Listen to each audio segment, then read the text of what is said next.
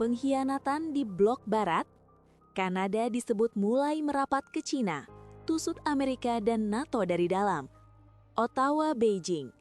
Gempa geopolitik mengguncang barat.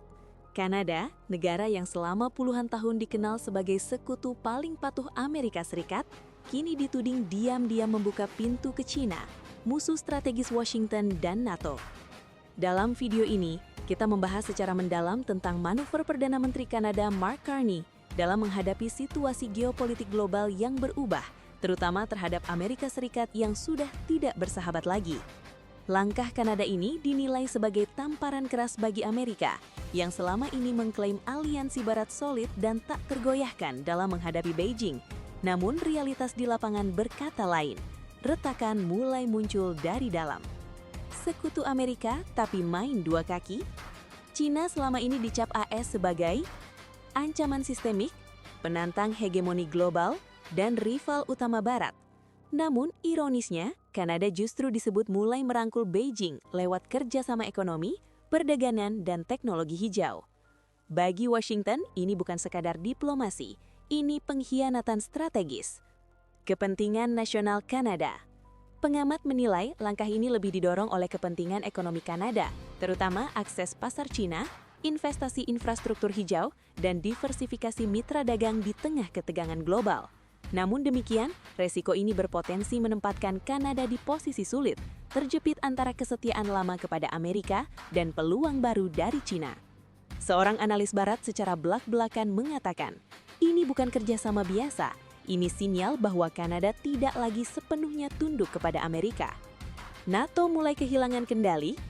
Jika tudingan ini benar, maka NATO menghadapi ancaman serius, perpecahan internal. Bagaimana mungkin aliansi militer yang mengklaim siap menghadapi Cina dan Rusia justru memiliki anggota yang bermain mata dengan Beijing? Langkah Kanada dikhawatirkan menjadi contoh berbahaya bagi negara lain. Jika Kanada berani, siapa selanjutnya? Jerman? Prancis? Italia? Amerika panik, dominasi terancam? Reaksi Amerika dan NATO.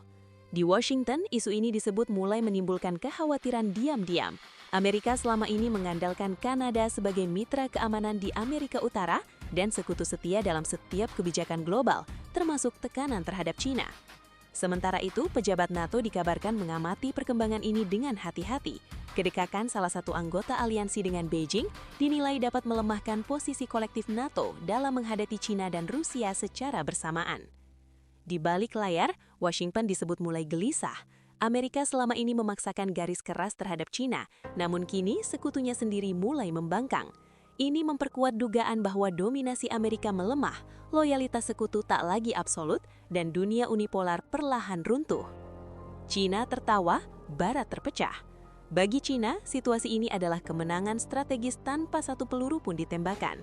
Tanpa konfrontasi terbuka, Beijing berhasil memecah konsolidasi Barat, menanam pengaruh di negara NATO, dan menggoyang kepercayaan sekutu terhadap kepemimpinan Amerika.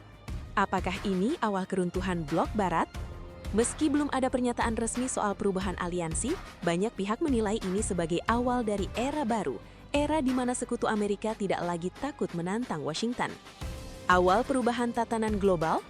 Meski belum ada pernyataan resmi tentang perubahan aliansi, dinamika ini memperkuat narasi bahwa dunia multipolar semakin nyata, di mana bahkan sekutu terdekat Amerika mulai mengambil jalur kebijakan luar negeri yang lebih independen.